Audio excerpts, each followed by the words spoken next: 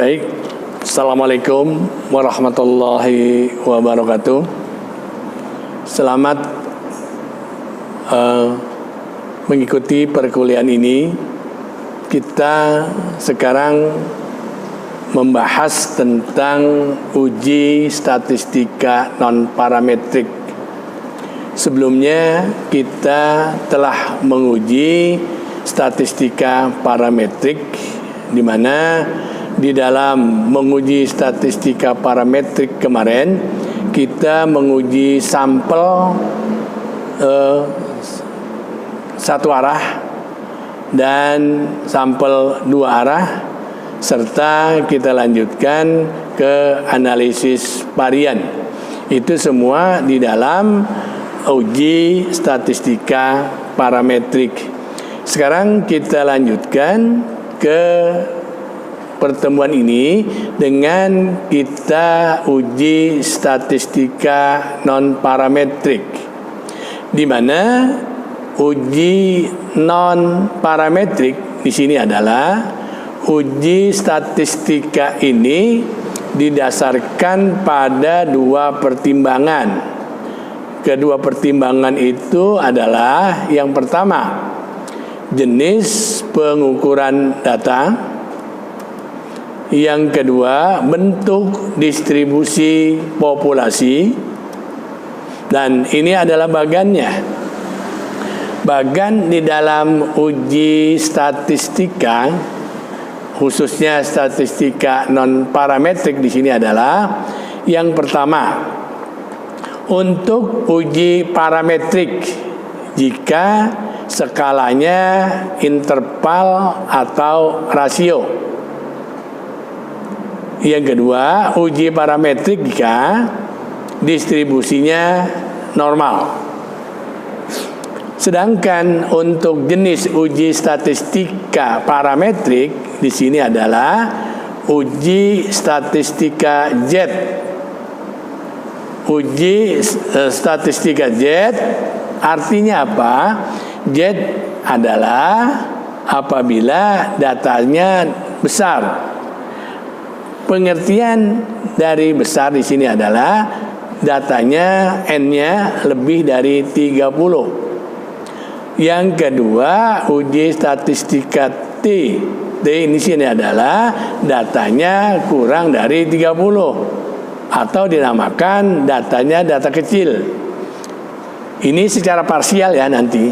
Untuk secara simultan ada uji statistika F atau ANOVA, Analysis of Varian. Dan kita lanjutkan yang kedua, uji yang akan kita bahas pada hari ini adalah uji non parametrik. Uji non parametrik jika skalanya nominal atau ordinal, distribusinya tidak diketahui. Sehingga jenis uji statistika di sini ada uji chi-square, ada uji tanda, ada uji ranking tanda Wilcoxon, ada uji mean witness Wilcoxon, ada uji Kruskal-Willis, ada uji Spearman rank korelasi. Jadi di sini ada 6 uji untuk uji non parametrik.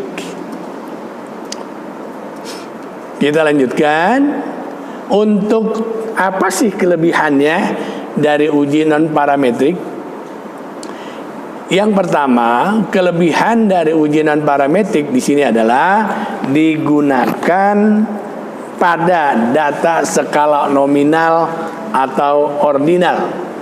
Ya kan, sebagaimana kan Anda ketahui ya, jenis skala itu ada 4 ya.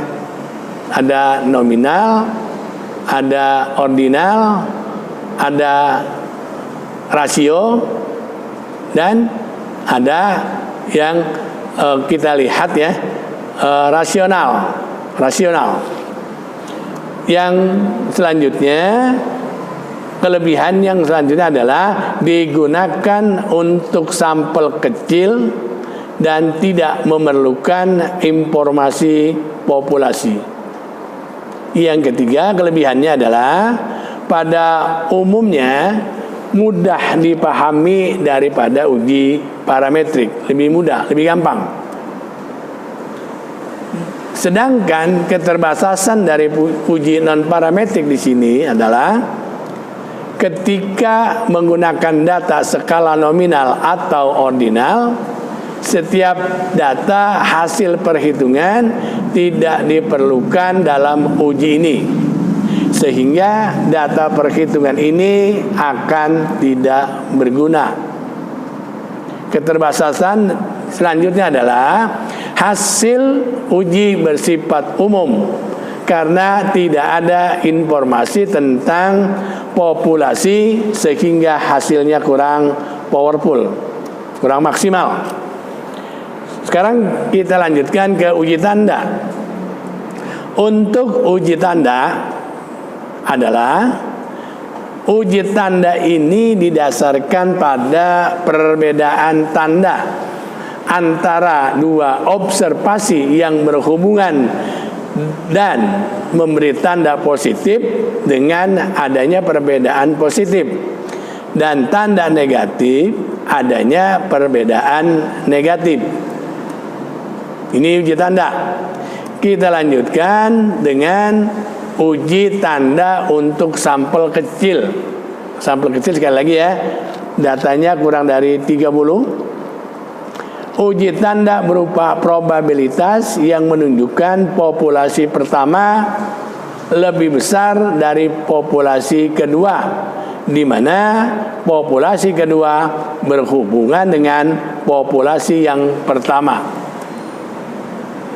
Prosedur uji non parametrik mengikuti prosedur uji parametrik sebagai berikut. Yang pertama, sama, kita membuat hipotesis nol dan hipotesis alternatif. Misalnya, pernyataan bahwa training bisa meningkatkan kinerja karyawan. Alternatif, ada lebih dari 50% probabilitas bahwa kinerja karyawan mengalami kenaikan setelah mengalami training, sehingga rumusannya adalah H0 pi kurang dari atau sama dengan 0,50 karena 50% ya. H alternatif pi lebih besar daripada 0,50. Yang kedua, kita memilih tingkat signifikansi pada alfa 1%, alfa 5%, atau alfa 100%. Yang ketiga, menentukan tanda positif atau negatif pada setiap observasi.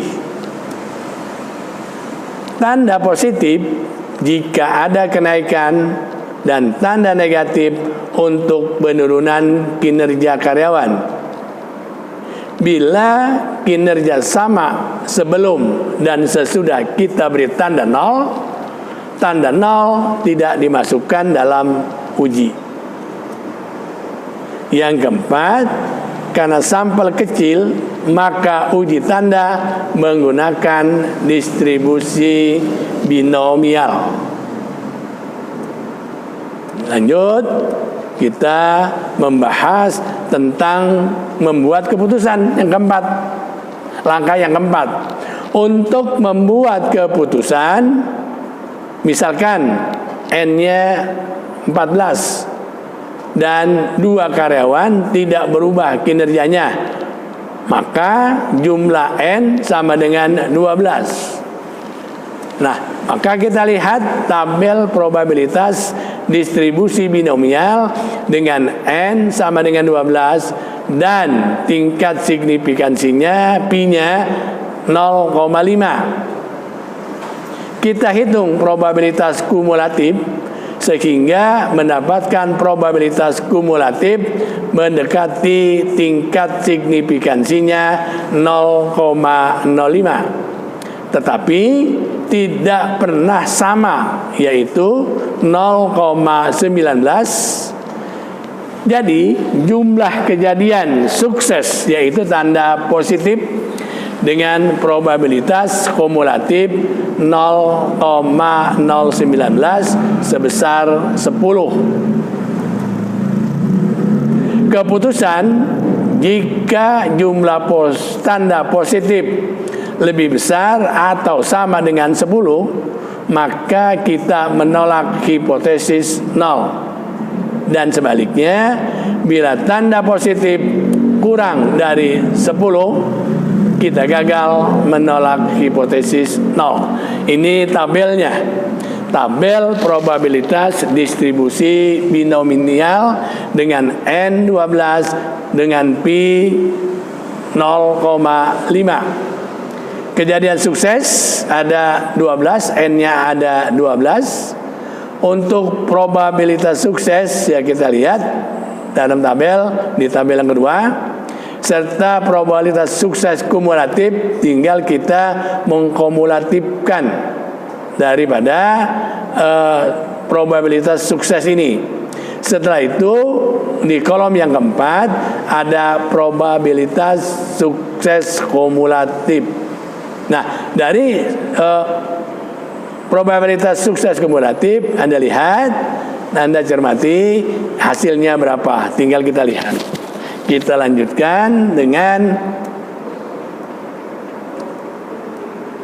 sebuah perusahaan asuransi syariah takaful di Jakarta sedang mengalami perkembangan cukup pesat. Untuk terus meningkatkan kinerja, perusahaan asuransi melakukan peningkatan kinerja karyawan dengan melakukan training terhadap karyawan bagian sales penjualan asuransi. Kinerja karyawan dibagi menjadi 3 kategori, yaitu rendah, sedang, dan tinggi.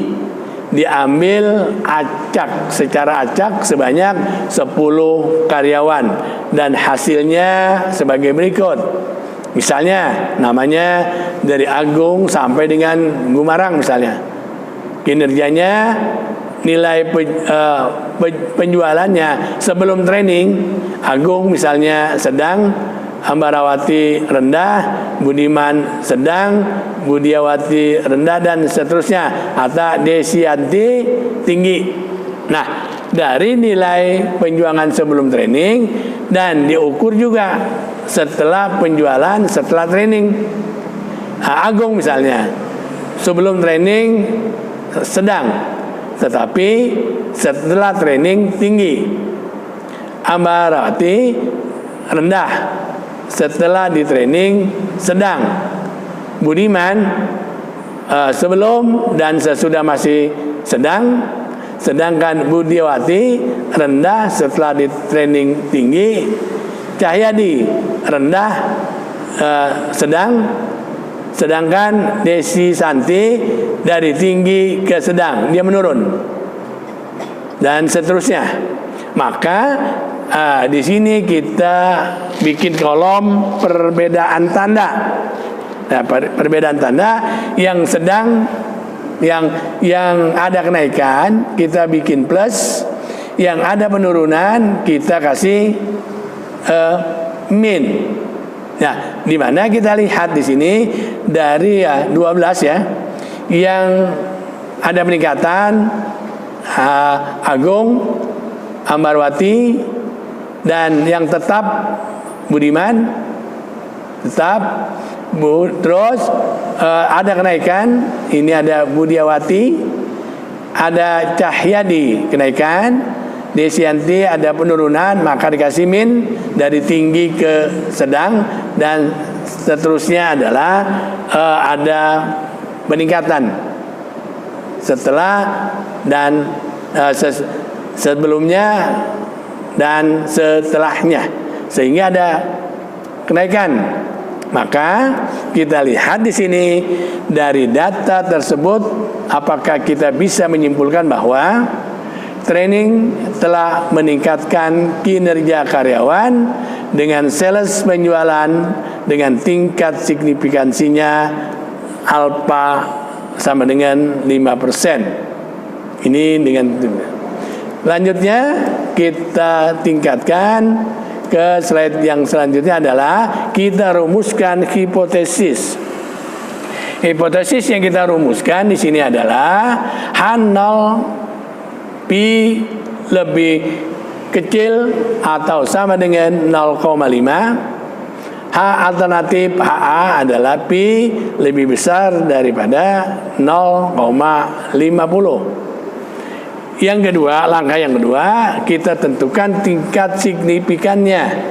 Taraf nyatanya adalah alfa 5%. Yang ketiga, langkah yang ketiga adalah ada 8 tanda positif, ada 1 tanda negatif, dan ada 1 tanda 0.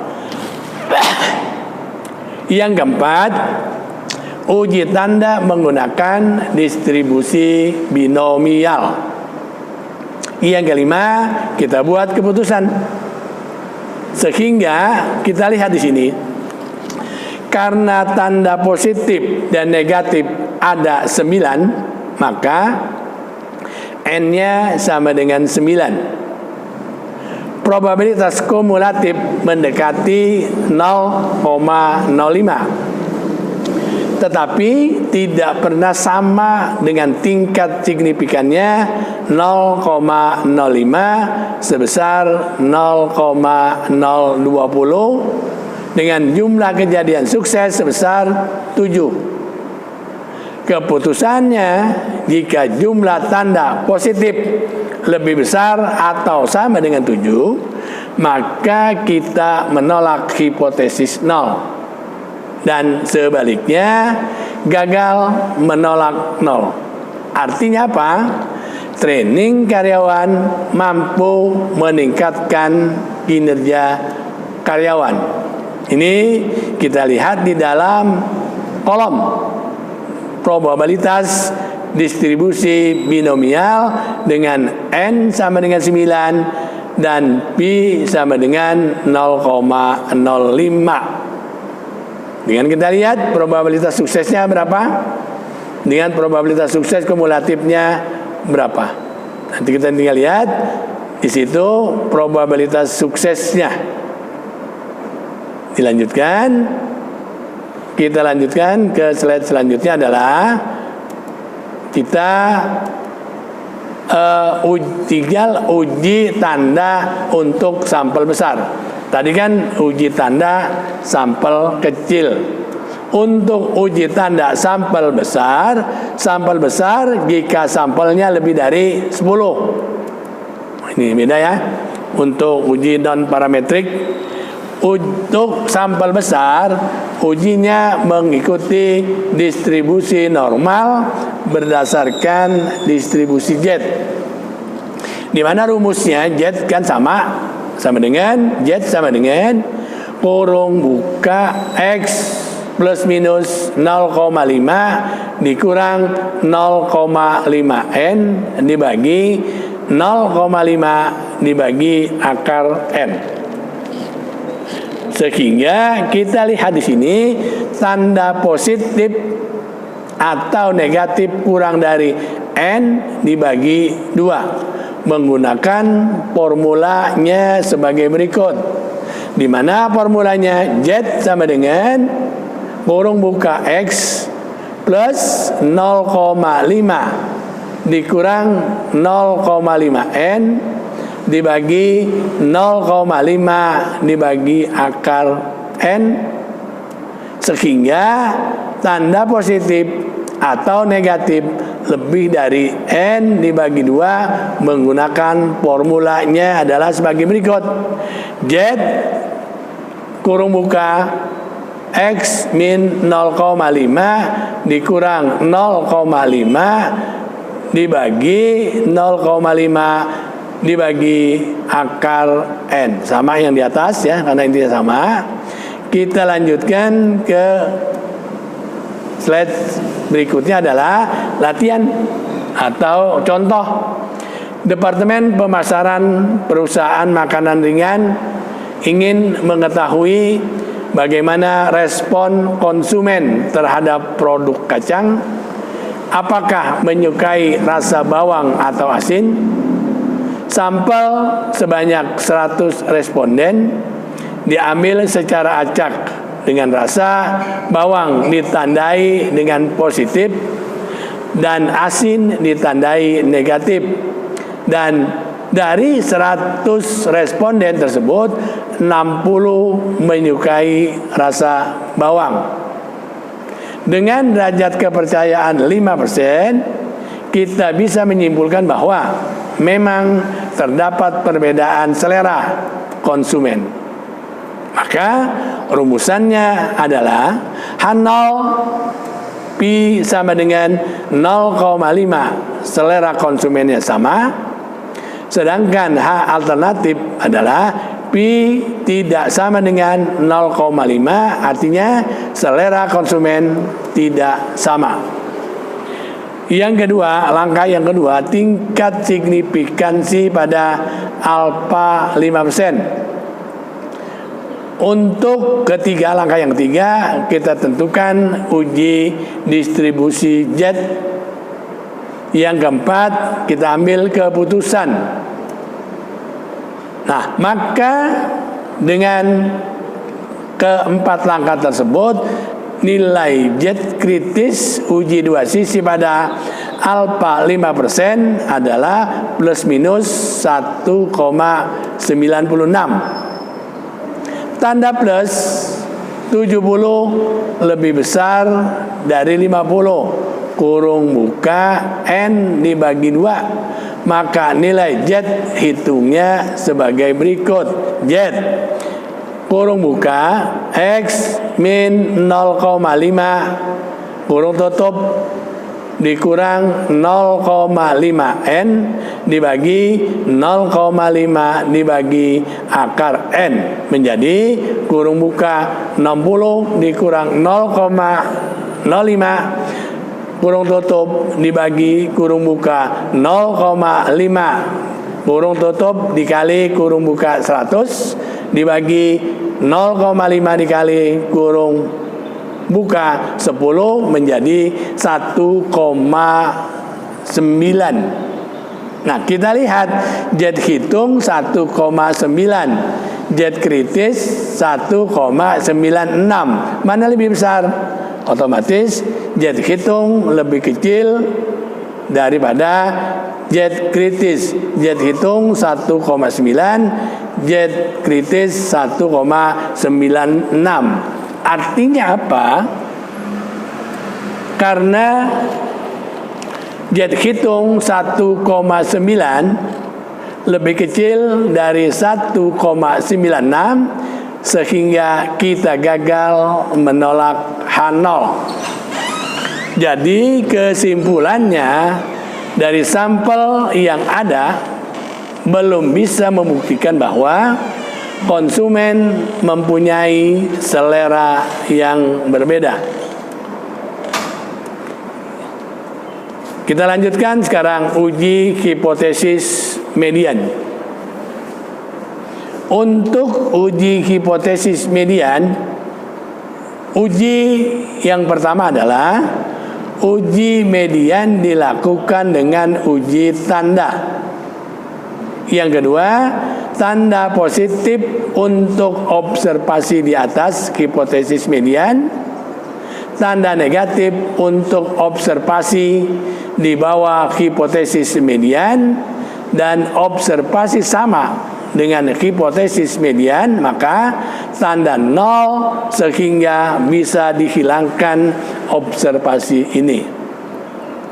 Yang ketiga, prosedur uji tanda untuk median ini sama dengan uji tanda sebelumnya. Ya, baik. Contoh ini ya dari uji hipotesis median. pada tahun 2021 median harga rumah tipe 36 di Jakarta adalah sebesar 330 juta rupiah. Departemen Pemasaran sebuah real estate di Jakarta ingin mengetahui apakah memang median harga rumah tipe 36 tahun 2022 memang sudah berbeda dari tahun sebelumnya. Sebanyak 60 rumah tipe 36 diambil secara acak dari 64 sampel yang ada. 21 rumah tipe 36 mempunyai harga di atas 330 juta. 22 rumah harganya di bawah 330 juta dan satu rumah harganya 330 juta. Dengan tingkat signifikannya 5%, apakah kita menyimpulkan bahwa median harga rumah tipe 36 di Jakarta telah berubah?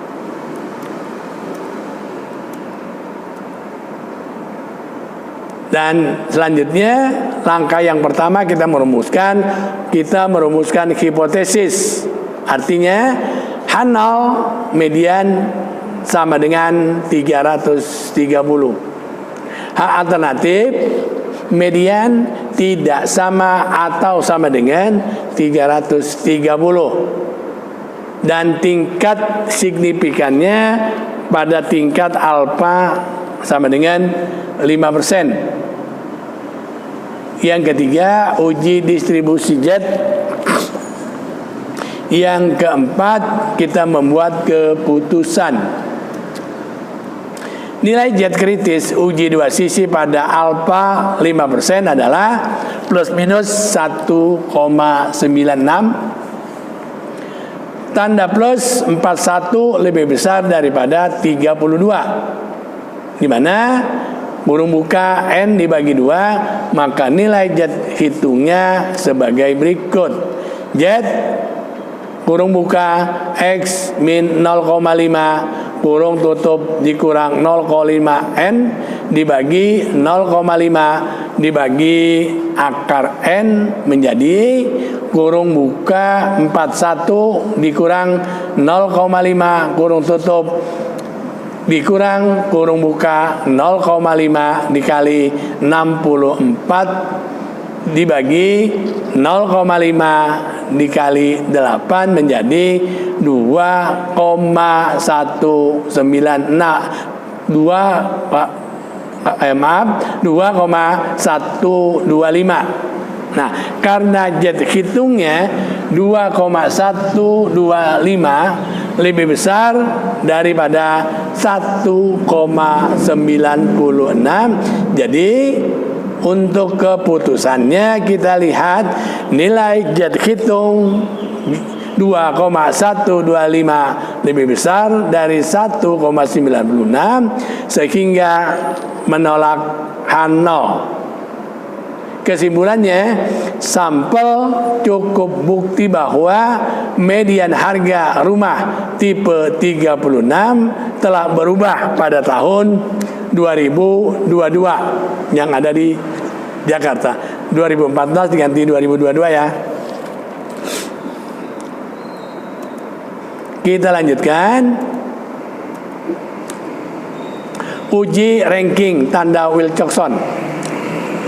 Tadi uji median, sekarang uji tanda Wilcoxon. Untuk uji ranking tanda Wilcoxon di sini adalah uji ranking tanda Wilcoxon atau Wilcoxon set rank di sini adalah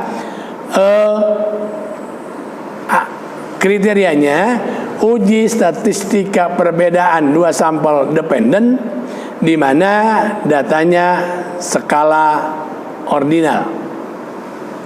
Yang kedua, data tidak berdistribusi normal. Adapun prosedur atau langkah uji ranking tanda Wilcoxon adalah: pertama, mencari perbedaan skor antara dua sampel yang diambil. Yang kedua, mencari nilai absolut perbedaan skor dua sampel tersebut. Jika perbedaannya 0, maka tidak masukkan dalam analisis. Yang ketiga, melakukan ranking nilai absolut dari yang terkecil sampai yang terbesar. Yang keempat, jumlah ranking paling kecil disebut dengan T, digunakan untuk uji statistika. Yang kelima, membandingkan nilai kritis distribusi Wilcoxon dengan nilai T yang kita cari. Jadi, jika nilai T lebih besar dari nilai kritisnya, maka gagal menolak hipotesis 0. Dan sebaliknya, menolak hipotesis 0. Kita lanjutkan ke slide yang berikutnya. Ini contoh, ya. Ini contoh sebuah lembaga analisis keuangan ingin mengetahui apakah kondisi ekonomi, ini maaf 2015 seganti 2022, lebih baik daripada tahun 2021. Untuk itu, lembaga tersebut membandingkan rasio harga pendapatan atau price earning ratio atau PE ratio saham di Bursa Efek Indonesia di kedua tahun tersebut. Sebanyak 12 perusahaan diambil secara acak sebagai sampel. Dengan derajat kepercayaan 5%, apakah kita menyimpulkan bahwa price earning ratio tahun 2022, ini 2015 sekali lagi saya ganti dengan 2022, lebih baik dari tahun 2021. Ini tabelnya, tabel daripada price earning rasio 2021 dan 2022. Ya, perusahaannya ada perusahaan tambang, Telkom, Indosat, PLN dan seterusnya. Ada 12 perusahaan.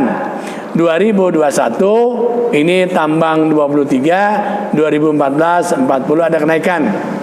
Terus Telkom 23, 2021, 2022, 2014 adanya kenaikan. Nah, Anda tinggal melihat bagaimana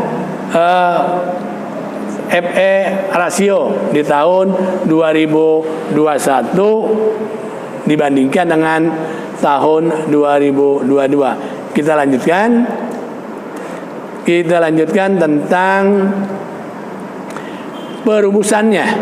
Kita jawab, rumusan daripada H0 adalah tidak ada perbedaan FE rasio tahun 2021 dan 2022. Tandingannya, H alternatif adalah PE rasio tahun 2022 lebih tinggi dari PE rasio tahun 2021. Untuk langkah yang keempat, kita membuat keputusan di mana nilai Wilcoxon kritis uji sisi pada alfa 5%, pada N sebesar 12 adalah 17. Tidak ada perbedaan 0 FE rasio tahun 2021 dan 2022, maka N-nya sama dengan 12. Kita lihat di sini dari perusahaan yang ada, baik PT Tambang maupun dari sampai dengan Indopod 2022 dengan 2013. Kita lihat tabel, dan kolom yang keempat itu adalah D. Kita lihat D itu adalah selisih, ya, selisih antara kolom kedua dengan kolom yang ketiga. Contoh misalnya PN Tambang 40 dikurang 32 8, Telkom 28 kurang 23 7, terus Indosat dari 29 22 7 plus ya. Terus kita lanjutkan PLN 2024 20 dan 2021 23 jadi min 3. Jadi yang min tulis min. Di sini yang min ada 2, ada PLN dan ada yang keduanya ada gimana? Ini ada gudang garam ya. Ini min 1. Sehingga absolutnya berapa? Absolutnya ya kita lihat ini dari 8, 5, 7, 3, 6 dan seterusnya sama. Hanya di D-nya ada min, ada plus. Minnya contohnya adalah min 3 dan min 1. Sehingga rankingnya kita acak dari ranking yang terkecil. Misalnya ranking yang terkecil gudang garam 1. Ranking yang kedua nomor 2 BNI dan seterusnya. Anda tinggal melihat rankingnya. Ranking di sini kita berani memberikan ranking gudang garam ini 1. Ya, lihat ranking. Setelah itu uji tanda. Tanda ada yang min, ada yang plus. Yang min di sebelah kiri, yang plus itu ada yang plus ya. Yang plus adanya ada 10, 6, 9, 7,5, 2,5, 2,5, 11, 12 dan 7,5 dan 5. Sedangkan yang minus ada 4 dan ada 1. Yang plus ada 73, yang min ada 5. Jadi nilai T hitung adalah 5 jika nilai perbedaan ranking yang terkecil. Dan nilai T hitung sebesar 5 lebih besar daripada nilai kritisnya 17 sehingga kita menolak H0. Kesimpulannya bahwa sampel cukup memberi bukti bahwa FE rasio tahun 2022 lebih tinggi dibanding dengan tahun 2021. Ini tentang uji tanda T hitung. Kita lanjutkan ke uji ranking tanda Wilcoxon dengan program SPSS. Nah, dengan SPSS ini lihatnya. Kita lihat nanti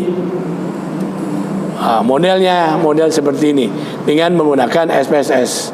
Nanti saya akan berikan contohnya dan saya perlihatkan bagaimana cara memasukkan dan bagaimana cara mengelola data ini menggunakan SPSS. Nah, untuk selanjutnya ada uji Mann-Whitney-Wilcoxon. Uji memerlukan syarat bahwa data paling tidak merupakan skala ordinal. Uji perbedaan dua sampel dengan sampel adalah independen. Dalam hal ini adalah Wilcoxon ransom test. Yang ketiga, data tidak berdistribusi normal. Dan kita lanjutkan ke uji Mann-Whitney-Wilcoxon untuk sampel kecil. Saya rasa ini sampel kecil, saya lanjutkan saja. Sampel kecil ya, ini sama, hampir mirip. Ini sampel kecil, Anda tinggal melanjutkan. Hanya kita ada di langkah yang keempat ini adalah membandingkan nilai kritis distribusi MWW dengan nilai T hitung yang kita cari pada langkah ketiga. Ada nilai kritis distribusi MWW sebagai berikut. TU sama dengan N1 kurung buka N1 ditambah N2 ditambah 1 kurung tutup dikurang min TL, di mana nilai TL dicari dengan nilai kritis MWW dan nilai kritis TL ini didasarkan pada jumlah sampel populasi pertama N1 dan jumlah sampel pada populasi kedua N1 dan tingkat signifikannya yang dipilih. Nilai T jika lebih dari atau lebih besar dari TL, maka menolak hipotesis nol, dan sebaliknya jika nilai T di antara TU dan TL, maka gagal menolak hipotesis nol. U adalah up ya, L adalah low ya, tinggi dan rendah.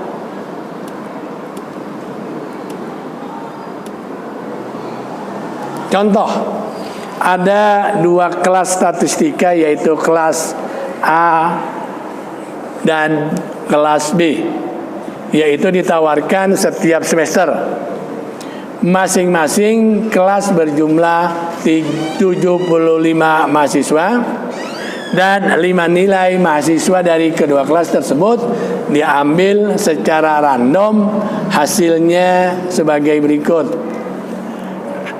Nilai dosen pengampu statistika kelas A. Mahasiswanya ada Tommy, Joni, Hilmi, Reni, dan Yeni. Nilainya 70, Tommy, Joni 90, Hilmi 82, Reni 94, Yeni 71. Nilai dosen pengampu statistika kelas B. Ada mahasiswanya, ada Farda, Angga, Rara, Yaya, dan Sekia. Nilainya 91, 75, 85, 74, dan 96. Dengan derajat kepercayaan 5%, maka kita bisa menyimpulkan nilai statistika kedua kelas tersebut tidak sama. Yang pertama, kita rumuskan hipotesisnya. H0. H0 di sini nilai ujian statistika sama antara kelas A dan kelas B. Untuk H alternatifnya, nilai ujian statistika tidak sama antara A dan B. Kita memilih tingkat signifikannya alfanya 5%. Dan uji statistika menggunakan MWW. Yang keempat, membuat keputusan. Kita lanjutkan. Nilai kritis TL sebesar 18. Sedangkan nilai sebesar TU sama dengan 5 dikali kurung buka 5 plus 5 plus 1 kurung tutup dibagi 18 menjadi 37.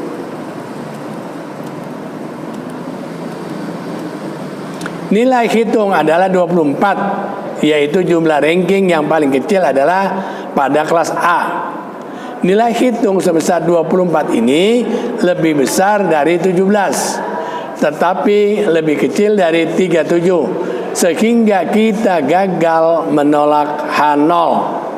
Kesimpulannya, sampel belum cukup bukti adanya perbedaan nilai ujian statistika antara kelas A dan kelas B.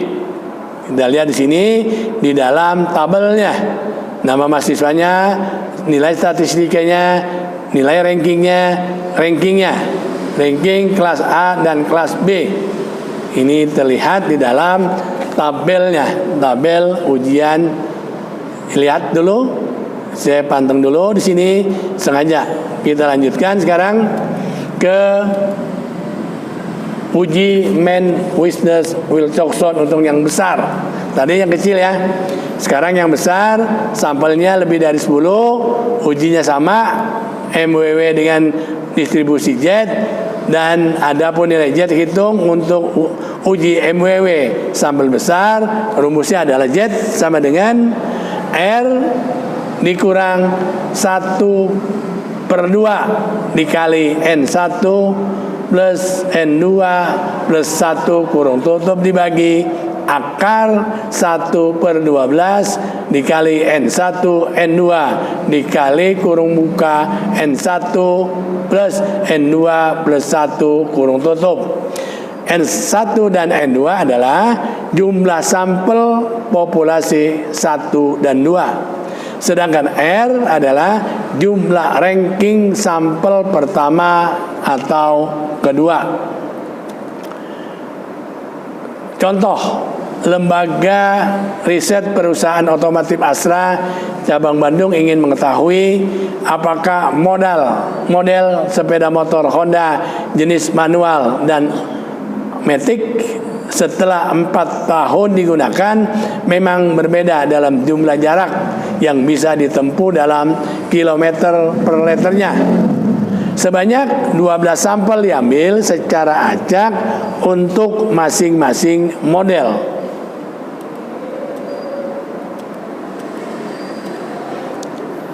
Ini sebentar lo.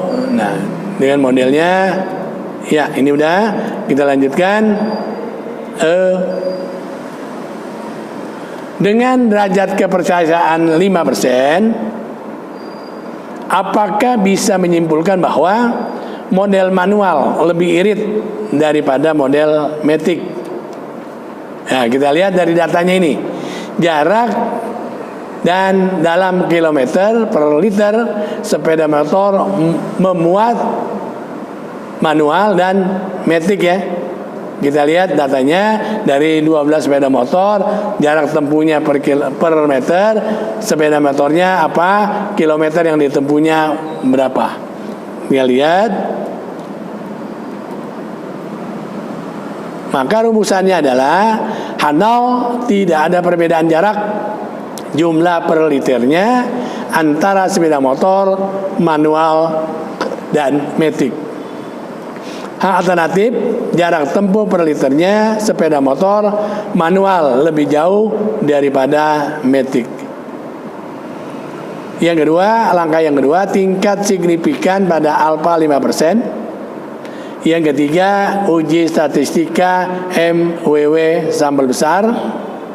Yang keempat, membuat keputusan dengan nilai Z kritis dengan uji satu sisi pada alfa 5% sebesar 1,65.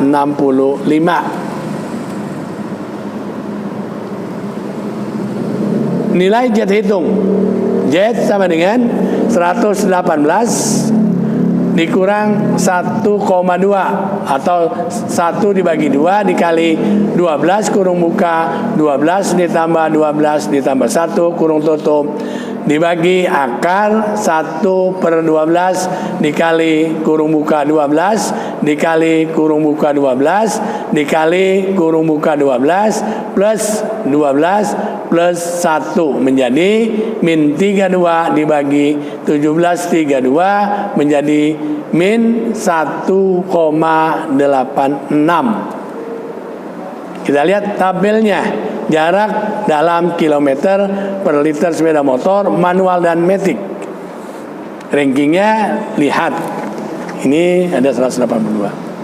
Maka lihat dulu nilai Z hitung absolut 185 lebih besar dari Z kritis sebesar 1,65. Kesimpulannya bahwa sepeda motor Honda manual lebih irit dari sepeda motor matic. Ini hasilnya. Apa sebenarnya? 182 sebagai Z hitung dan Z kritisnya adalah 1,65. Jadi 1,85 lebih besar daripada 1,65, artinya H0 diterima. Kita lanjutkan uji MWW dengan menggunakan SPSS. Nah, kita lihat SPSS nanti pada pertemuan-pertemuan berikutnya saya akan jelaskan ini. Sekarang kita lewatkan dulu. Sekarang uji Kruskal-Wallis. Uji Kruskal-Wallis adalah uji alternatif ANOVA ketika datanya yang kita punyai merupakan data dalam skala ordinal dan distribusi data tidak mengikuti distribusi normal. Yang kedua, uji Kruskal-Wallis ini membutuhkan data sampel yang bersifat independen. Maaf, lewat.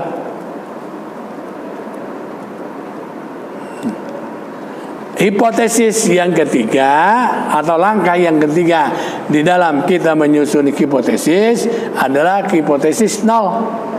Menyatakan bahwa jumlah alternatifnya HA menyatakan bahwa jumlah K populasi tidak mempunyai distribusi yang sama. Kita lanjutkan. Nilai statistika Kruskal-Wallis dicari dengan pertama, semua sampel dikelompokkan menjadi satu. Yang kedua, melakukan ranking. Jika ada ranking sama nilainya, dicari dengan rata-rata. Yang ketiga, adapun formula mencari nilai hitung dari Kruskal-Wallis adalah sebagai berikut. Ini rumusnya. KW sama dengan 12 dibagi N kurung buka N plus 1 kurung tutup dikali kurung buka sigma R1 kurung tutup pangkat 2 dibagi N1 plus sigma R2 kurung tutup pangkat 2 dibagi N2 plus dan seterusnya menjadi kurung buka sigma RK kurung tutup 2 dibagi NK kurung tutup dikali min 3 dikali N plus 1 di mana R jumlah ranking dari setiap sampel. Contoh, seorang analis di bidang keuangan ingin mengetahui apakah terdapat perbedaan tingkat keuntungan dalam hal ini dalam persen 3 bank syariah milik pemerintah. Mandiri, ada BNI yang lama ya, ada BRI, ada 1,38, 1,55, 1,90, 2,00, 1,22 dan seterusnya sampai dengan BRI 1,06, 1,37 sampai dengan 1,11. Ini datanya. Lihat, cermati. Nah, jika distribusi populasi ketiga sampel tersebut tidak diketahui, apakah kita bisa menyimpulkan bahwa terdapat perbedaan tingkat keuntungan ketiga bank syariah tersebut dengan tingkat signifikansinya 5%? Dengan langkah-langkah adalah sebagai berikut. Langkah yang pertama, rumusan hipotesisnya adalah H0 distribusi populasi adalah sama, H alternatif distribusi populasinya adalah tidak sama. Langkah yang kedua, tingkat signifikan pada alfa 5%. Langkah yang ketiga, uji statistika uji Kruskal-Wallis. Yang keempat, membuat keputusan. Uji Kruskal-Wallis mengikuti distribusi C kuadrat. Nilai distribusi C kuadrat dengan alfa 5% dan derajat bebasnya sebesar K-1 sama dengan 3 dikurang 1 sama dengan 2, di mana K adalah 3 populasi sebesar 5,991, di mana nilai statistika Kruskal-Wallis adalah H. H simbolnya dan kita hitung di sini adalah berdasarkan rumus daripada uji statistika uji Kruskal-Wallis adalah 12 dibagi 19 dikali 19 ditambah 1 kurung tutup dikali kurung buka 67,5 kurung tutup dibagi di akar 5 dibagi 7 plus kurung buka 95,55 kurung tutup pangkat 2 dibagi 6 ditambah kurung buka 27 kurung tutup pangkat 2 dibagi 6 dikali min 3 dikali 19 plus 1 menjadi 12,927 dengan ranking keuntungan dari bank tersebut adalah ada BI, lihat BNI ya, BNI kita lihat ada BRI ya, ada Mandiri, BNI dan BRI. Kita lihat rankingnya berapa dan kita lanjutkan. Perhatikan dulu hasilnya. Nah, kita lanjutkan sekarang.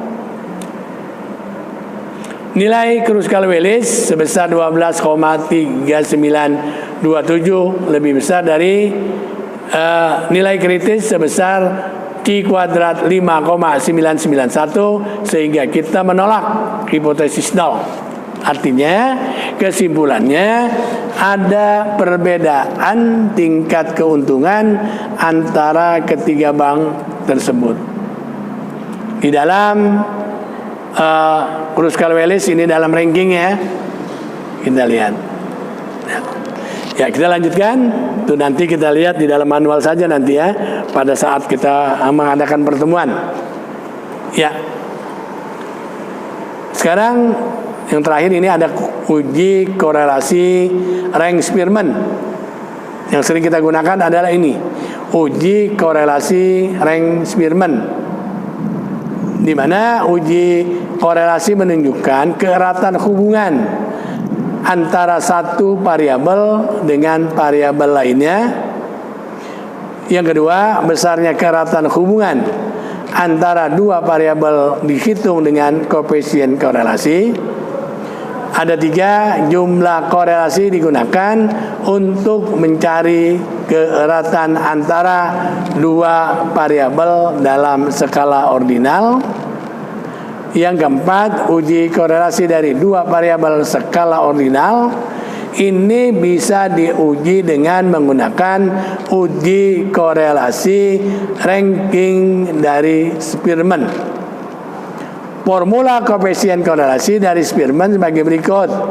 R sama dengan 1 dikurang 6 sigma D kuadrat dibagi N dikali N pangkat 2 dikurang 1 kurung tutup, di mana D adalah perbedaan ranking antara variabel, N adalah jumlah observasi. Nah, uji ini yang sering digunakan ya, uji korelasi rank Spearman. Untuk uji signifikansi koefisien korelasi, langkahnya adalah hipotesis nol dan hipotesis alternatifnya adalah sebagai berikut.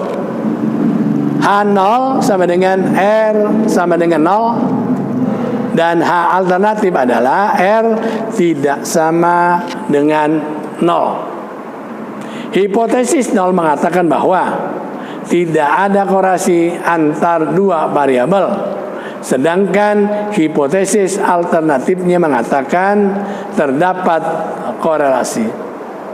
Yang ketiga, memilih tingkat signifikansinya pada alfa sama dengan 5%. Menentukan uji statistika korelasi Spearman.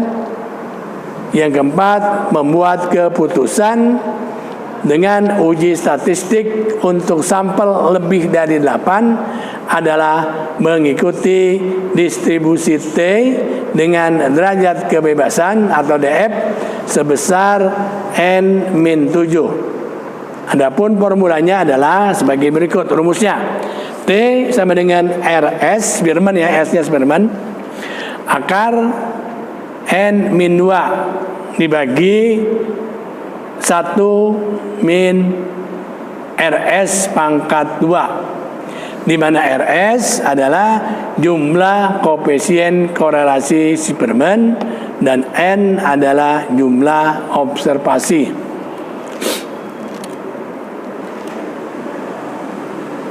Contoh sekarang, perusahaan asuransi syariah Takaful di Jakarta melakukan training terhadap karyawan bagian pemasaran. Ini ada beberapa orang yang akan training. Nah, dari Agung, Ambarwati, Budiman, Budiawati, Cahyadi, Desi Santi, Desi Warahmi, Aisywanti, Faizan, Bumerang dengan ranking hasil training 2, 6, 5, 3, 7, 8, 4, 9, 1, 10. Berdasarkan rankingnya, maka dalam ranking penjualan sesudahnya, ini sesudah di training ya, jadi kita bedakan sebelum di training dengan sesudah di training. Hasilnya apa? Hitung dan interpretasikan nilai koefisien korelasi. Yang B dengan alfa 5%, apakah bisa disimpulkan bahwa ada korelasi positif antara hasil training dengan ranking rata-rata penjualan karyawan? Ini tabel ya, tabel ranking trainingnya bagaimana ranking penjualannya, terus ranking berdasarkan yang telah dihitung D ya, D dan D kuadrat. Menjadi rumusnya adalah R sama dengan 1 dikurang 6 sigma D kuadrat dibagi N dikali N kuadrat min 1 kurung tutup sama dengan 1. 6 dikali 10 jumlah D kuadrat ya, dibagi 10, itu adalah N-nya, dan dikali 99, artinya 99 dikurang 1, 99, menjadi 0,939. Nilai koefisien korelasi sebesar 0,939 dan bertanda positif. Artinya apa? Angka ini menunjukkan adanya korelasi positif yang kuat antara ranking hasil training dengan ranking hasil penjualan setelah training. Kita lanjutkan, ini tentang uji signifikansi koefisien korelasi. Kita rumuskan dengan langkahnya adalah H0 sama dengan R sama dengan 0, H alternatif sama dengan R tidak sama dengan 0. H0 menyatakan tidak ada korelasi positif antara ranking hasil training dan rata-rata penjualan setelah training, dan H alternatif mengatakan ada korelasi positif antara hasil training dengan ranking rata-rata penjualan. Yang kedua, memilih tingkat signifikansinya pada alfa 5%, menentukan uji statistika korelasi Spearman. Yang keempat, membuat keputusan yang nilai T kritis dengan satu sisi pada tingkat signifikan 5% dengan derajat bebas 8 sebesar 1,860, sedangkan nilai T hitung sebesar sebagai berikut, menjadi T sama dengan RS akar N min 2 dibagi 1 min RS pangkat 2 menjadi 0,939 dikali akar 10 min 2 dibagi 1 min kurung buka 0,939 kurung buka akar pangkat sama dengan 7,75. Dari hasil 7,75 teh hitungnya dengan nilai kritisnya 1,860 sehingga menolak H0. Kesimpulannya bahwa dari sampel yang ada terdapat korelasi positif antara ranking hasil training dengan ranking penjualan setelah training. Dan kita lihat di sini adalah tabelnya. Ini tabel dengan menggunakan SPSS. Untuk tabel seperti ini nanti akan saya jelaskan kemudian. Demikian dari pertemuan ini melalui ya kita menggunakan nantinya apa yang kita gunakan adalah bukan tatap muka, mengenali online dengan YouTube sebagai sarananya. Mudah-mudahan ini penjelasan bermanfaat dan Anda memahami. Dan nanti juga di dalam slide-nya akan saya kirimkan melalui slide yang tidak jalan seperti ini dan tidak ada suara saya. Ya mudah-mudahan apa yang disampaikan pada saat ini melalui YouTube dan nanti saya berikan melalui slide di GCR dapat dipahami. Dan saya akhiri billahi taufiq wal hidayah. Assalamualaikum warahmatullahi wabarakatuh.